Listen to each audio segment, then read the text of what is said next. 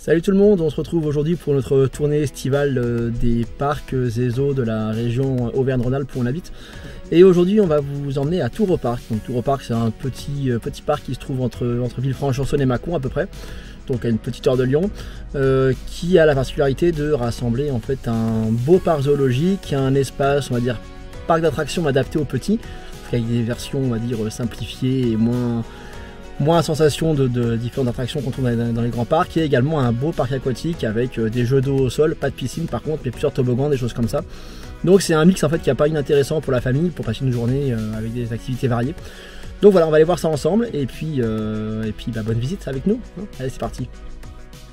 Donc quand vous arrivez sur Touroparc, déjà le truc intéressant c'est que vous disposez d'un très grand parking qui est très bien ombragé, donc il y a quasiment toujours de la place pour s'y garer, sauf peut-être éventuellement très grosse période, encore que là on y est en plein été et qu'on n'a pas eu de problème pour ça.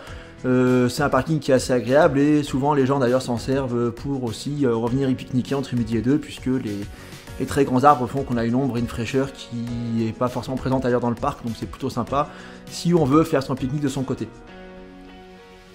Au niveau de l'entrée, on va retrouver un très grand hall en fait, qui va concentrer en fait, les services principaux, c'est-à-dire les deux caisses. Vous y trouvez des toilettes, un petit centre d'accueil, et également c'est là que vous retrouvez à l'entrée ou à la sortie la boutique, l'incontournable boutique par laquelle on passe à chaque fois, qui présente beaucoup de choses, mais bon, qui n'a rien d'exceptionnel en soi, c'est le lot habituel de jeux, de puzzles, de peluches hors de prix et de choses comme ça, de différentes petites merdouilles, passez-moi le terme, qui feront le bonheur des enfants et le désespoir des parents. Quand on sort donc de l'accueil, on va tomber sur une zone en fait avec pas mal de petits jeux assez classiques pour les petits, un espèce de petit train, des petits toboggans, des choses comme ça, c'est très sympa. On tombe directement une espèce de roue à hamster là, que les gosses adorent. Et également sur un grand carrousel un petit peu à l'ancienne qui est très chouette, qui est un petit peu old school mais qui a beaucoup de charme. Et à côté il y a un stand qui va vendre un petit peu de snacks et de glace notamment.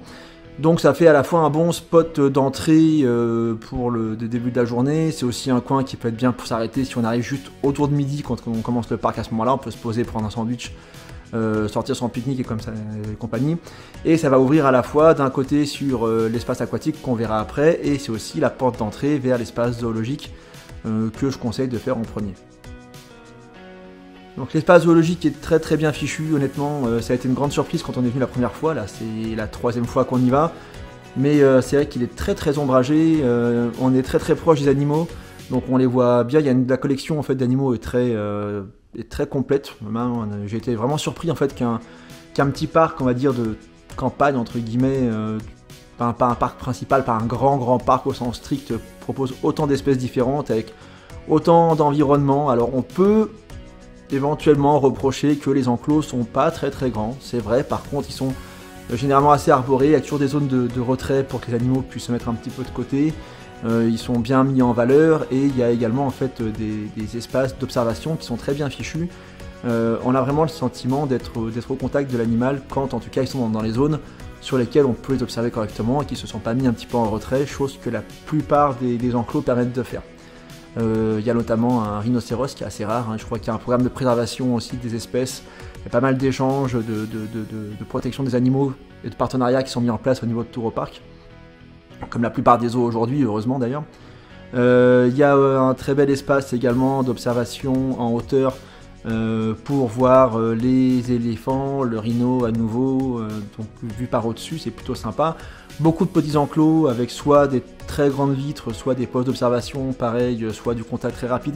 Parfois, il y a certains enclos avec des points d'eau où je trouve les murets sont un peu bas, donc on peut faire un peu attention avec des enfants en bas âge. Je trouve qu'ils peuvent quand même facilement passer par-dessus bord, faut un peu se méfier. Donc d'un côté, on voit très bien les animaux, c'est chouette. De l'autre, par contre, évidemment, il faut faire un petit peu attention si les enfants sont un petit peu remuants. Très régulièrement, on va trouver donc des points de pique-nique. On va trouver un point de ravitaillement également à mi-chemin, à mi-parcours. Il y a quoi d'autre intéressant à signaler? Il y a notamment l'enclos des lions qui est sympa parce que vous retrouvez cette espèce de jeep qui a été coupé en deux, donc le capot est côté enclos et le reste est côté public. Donc les gosses adorent grimper dessus, et coup de peau, le lion, c'est son spot préféré en fait. À chaque fois que je viens, systématiquement, le lion est calé sur le capot, exposé juste sous le regard des visiteurs, et ça a pas l'air de le déranger du tout, au contraire il a l'air plutôt bien aimer ça, de se poser là. Donc pareil, ça fait un point d'observation qui est vraiment intéressant. Donc il y a également des éléphants, des girafes, différents autres types d'animaux. Il y avait jusqu'à récemment aussi un espace avec des otaries qui étaient en démonstration, mais le bassin était vraiment pas grand. Et là, a priori, il a été vidé et fermé, donc je pense que c'est une activité qu'ils ont arrêtée parce que clairement l'espace n'était pas adapté aux animaux. Donc ils ont dû être transférés ailleurs, je pense. C'est une activité dans les parcs qui a tendance à disparaître généralement, sauf parce qu'ils ont des très très grands bassins. Là, c'est vrai que c'était quand même beaucoup trop petit. Après, Tour au Parc, c'est un parc qui est quand même assez ancien, donc c'est vrai qu'il a certains anciens enclos qui n'ont pas encore été modernisés comme celui-ci, donc voilà, c'est un zoo qui est en transition, disons.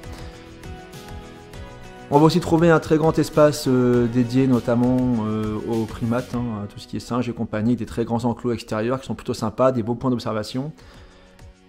Quand on arrive à la fin du parcours des animaux, vous allez trouver notamment avant la serre tropicale, cette reconstitution d'une espèce de petite place de village un petit peu ancienne où il y a aussi des musées dedans, donc si on s'intéresse aussi à l'aspect culture de la région, on peut aussi faire le petit passage au musée.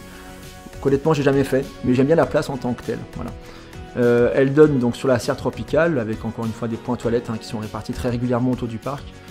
La serre tropicale, pareil, qui est pas très grande, mais qui a quelques petites espèces d'animaux, d'oiseaux, pareil, qui sont bien observables, avec une petite mise en scène qui est plutôt jolie.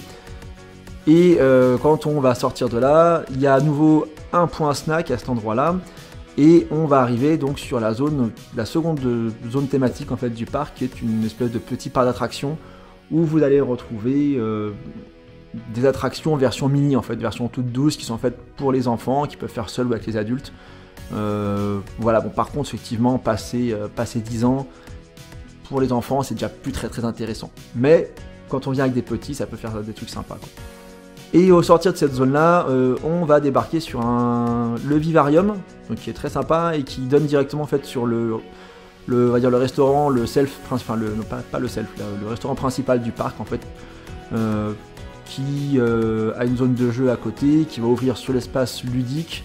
Sur l'espace aqualudique, aquatique, je vais y arriver, et donc qui est un point qui peut être accessible très rapidement depuis l'entrée du parc, depuis la zone zoologique et depuis la zone de jeu. En fait, il est assez bien situé, donc on peut s'y arrêter facilement et reprendre la visite là où on l'avait laissé. Et donc on va y trouver le truc classique de frites, hot dog, burger. La qualité est pas ouf, honnêtement, voilà. Si on compare avec ce qu'on avait eu par exemple au Bois des Lutins là, quelques semaines plus tôt, où là c'était les mêmes repas mais fait de façon artisanale, clairement la qualité n'est pas la même, quoi. Voilà. Donc là c'est pas fameux, ça se mange, ça va, ça passe, faut pas être trop regardant non plus. Si vous aimez la haute gastronomie, c'est pas là que vous allez la trouver. Donc un truc à savoir par contre, l'espace aquatique ouvre qu'à 12h30, et donc si vous avez besoin de repasser à votre véhicule, chercher des affaires de rechange pour pas vous trimballer dans l'ensemble de vos affaires de vente la journée, on ne peut sortir du parc et y rentrer que entre midi et 14h, grâce au petit tampon que vous voyez là sur mon bras. Et donc soit il faut anticiper une baignade entre midi et 2, soit prévoir de se trimballer les affaires de plage toute la journée, soit se baigner le matin, se baigner à midi vite fait, ouais. Donc il faut trouver une option, soit pour trimballer les choses, soit pour faire aller-retour dans le peu de temps qui est imparti, puisqu'on ne peut pas sortir du parc comme on veut à longueur de journée avec ce tampon, c'est vraiment que entre midi et 2. Ensuite, une fois que ça c'est fait, vous avez l'accès à l'espace aquatique, donc qui va être plus ou moins plein selon les heures. Finalement, on a décidé de le faire en fin de compte à la fin de la journée, et c'est quand on y arrivait vers 15h, 15h30, c'était blindé à fond, mais ça s'est finalement vidé assez vite. En plus, l'espace circule bien, donc même quand c'est plein, on n'a pas trop le sentiment qu'on peut pas faire les choses, qu'on n'a pas accès à l'eau ni au toboggan. Ça circule quand même beaucoup, mais bon, il y a quand même des petites files d'attente. Il y a un vestiaire à l'entrée pour se changer, il y a pas mal de zones pour se poser autour. Par contre, il y a très peu d'ombre, donc ça, faut faire un petit peu attention à ça. Mais voilà, il y a plusieurs grands toboggans, l'espace avec les sauts qui basculent forcément. C'est le plaisir des enfants et des grands, et de tout le monde en fait est bien content de se mettre un bon petit coup de frais dessus. Donc ça fait une fin de parcours qui peut être très sympa. Voilà globalement ce qu'on peut dire sur le parc. Donc c'est que c'est un ensemble de Tour au Parc qui est quand même assez complet, assez varié, donc qui est pas non plus trop grand, donc qui permet de tout faire sur une journée, honnêtement. on peut vraiment y trouver plein de choses différentes, et c'est une expérience qui, pour les, je crois, 18 € d'entrée de mémoire, quelque chose dans ces eaux-là, peut-être un peu plus. Je vais vous afficher les bons prix, je vais vérifier, je les ai pas en tête là. Offre quand même une expérience qui est assez complète. Voilà. C'est pas le parc le moins cher du monde non plus, c'est pas non plus Euro Disney évidemment. Mais ça fait voilà, une très bonne journée à passer. Je crois qu'à 3, on l'a eu pour 60 €, un truc comme ça d'entrée. Hein, donc ça va être entre 18 et 23 € l'entrée, il faut vraiment que je revérifie. Et on y passe vraiment un bon moment. Nous on y vient tous les ans avec les enfants l'été, c'est un petit peu un classique. Et voilà, c'est un petit parc, mais il est très sympa, très bien aménagé, il est très très agréable en fait. Donc nous on aime bien y retourner régulièrement. Parce qu'il permet facilement de passer une bonne journée de vacances avec les enfants. Tout le monde est content, et en général, voilà, on en garde un bon souvenir, quoi. Voilà, donc du coup, comme d'hab, si vous êtes déjà à ce parc-là, ou si vous avez envie de découvrir, si vous avez des questions, des avis, des contre-avis, des expériences à nous raconter, les commentaires sont là pour ça, donc je vous engage à participer, à commenter. C'est aussi comme ça qu'on donne des infos aux autres visiteurs qui peuvent arriver sur cette vidéo. Et comme d'hab, ça vous a plu, si vous en voulez d'autres, n'hésitez pas à laisser un petit pouce en l'air, à vous abonner à la chaîne. Et moi, je vous dis à très bientôt pour de nouvelles reviews, de nouveaux voyages, et je vous souhaite un très très bel été.